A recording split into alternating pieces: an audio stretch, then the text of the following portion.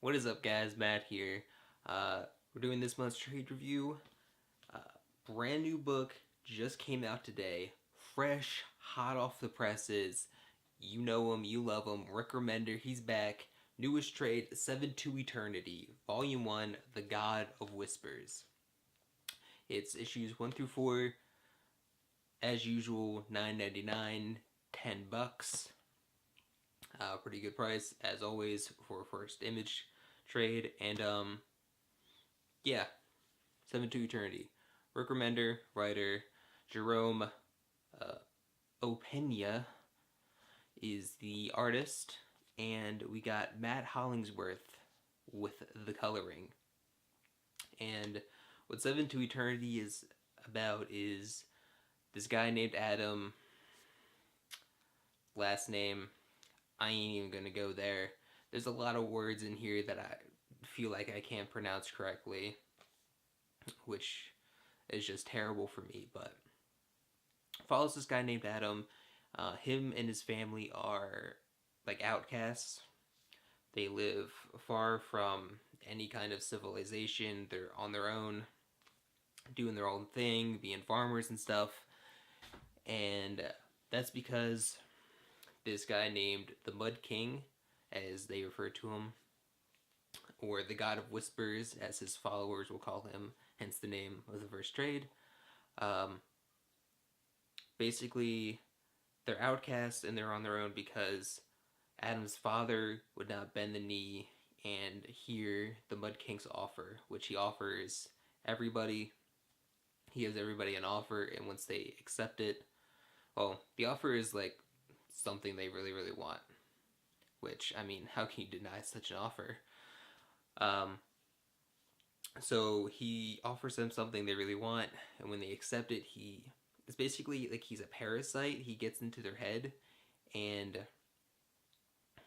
they like hear these whispers and everything, and he just like gathers information that way. Once they accept his offer, it's like they're letting him. Well, that's like the catch. Like, you get what you really want, but what I get in return is I just get information. If there's something I want to know about in a certain area, I'll be able to know it because you accepted my offer. You're basically like my spy. And yeah, he's kind of like a tyrant of the world, which is called Zal, which I think is the only thing that I can actually pronounce correctly. And so Adam's father, he wouldn't bend the knee. He refused to hear his offer, and he basically exiled himself because no one would follow him. Everyone was taking the Mud King's offer and such, so he kind of went away, did his own thing with his family, and he and his family became known as betrayers because they went against everybody else. And when the Mosiks, which are like powered people in this world, when they needed help, Adam's father refused to help them. He wouldn't help them at all, and he wouldn't let his family help at all either. Yeah, so it follows Adam, and it starts off with them off in their secluded area, and what ends up, I don't want to say everything that happens, but basically he ends up going to see the Mud King, and you don't really know, at least at the end of the first issue, you don't really know if he's going to hear his offer, if he does hear the offer, if he's going to take it, or if he's going there to just outright try to kill him, or what he's going to do. He could be completely crazy and do whatever. You don't really know what's going to happen. And it does a really good job of like setting everything up at the very start. At the very beginning, before it actually gets into all the pretty panels and everything, you have these little sections in what would separate the issues that are pages from Adam's journal, and the first 2 pages set up everything that's happening, and then you kind of learn. Well, you really like learn things from the initial journal pages, but then as the book progresses, you learn through the comic panels and everything, stuff that happened before they went off into seclusion and everything, and what really happened to lead up to how Adam, as a full-blown adult, ends up going to see the Mud King.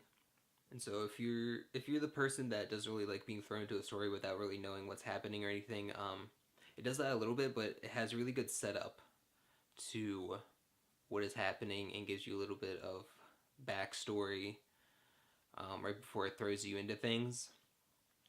It doesn't explain like every single thing that's happening. It of course does that throughout the first trade, but you at least get a little bit of something at the very start. You're not just thrown into the thick of it like some other books, even some other ones that I have reviewed already. So that's Seven to Eternity. What I think of it is phenomenal. It's a really great book. Probably one of Rick Remender's greatest books that he's written. The art is really well done. And I think the best part about this book is the colors in it. Hollingsworth does a phenomenal job with the colors. The colors look so good. Just off the first page, you can tell that this book is gonna look crazy. And I thought he did a really good job with Tokyo Ghost. But I think with this art style, it just becomes like even better. Not to say that I didn't like Tokyo Ghost's art style, but I think with Jerome Opeña's art style, that the colors just come out like way better. The colors are just so good. I want another good example. Here's a good example. This was in a preview when they first showed things off for this book. Just like look at the colors down here for the eye and like the blue and the black. It just looks so good. I can't get over how good the colors in this book look. And I think that's what makes it like one of Rick Remender's greatest books is the coloring in it. Not to say that the writing isn't good, because it definitely is good. I think it is better. I think in comparison to the last book that he did with Hollingsworth, I think it is better than Tokyo Ghost in terms of writing. And I definitely do like the art style more than Tokyo Ghost. But overall, I think it's a really, really solid book. You should definitely check it out and pick it up.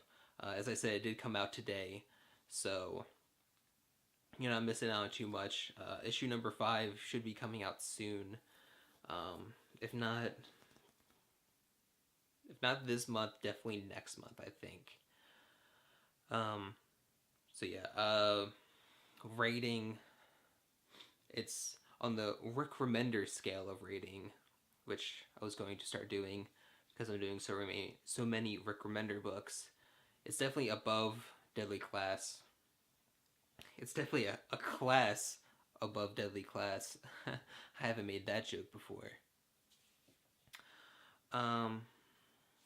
Yeah, it's above Deadly Class. I gave Deadly Class a 9, so I really don't want to give anything a 10 because I don't think any book can really be perfect. But it's definitely close to it, so I'm gonna give it a 9.9 out of 10. Even though points are like bullshit and you shouldn't do points, Marvel, and yeah, I just think it's a super good book, and I feel like it's going to be hard to top this, but he could probably do it. And yeah, super good book. Definitely check it out. And I hope you guys enjoyed this video. Like, share, comment, subscribe, all that good stuff. Boring end of video things are also going to be in the description. As always, Patreon, social media. Also, my Twitch stream, which I do occasionally, will be down there. all of Capes and Scowls information. And you know what? I'll throw the Twitter links for the artist, colorer, and writer of this book as well. So definitely check them out, follow them, give them support, and support them by getting this book, because it's really amazing. And I'll see you guys next time. Take care. Definitely get this book. Do it right now. Just go, get in your car and go get it right now. Do it. Bye.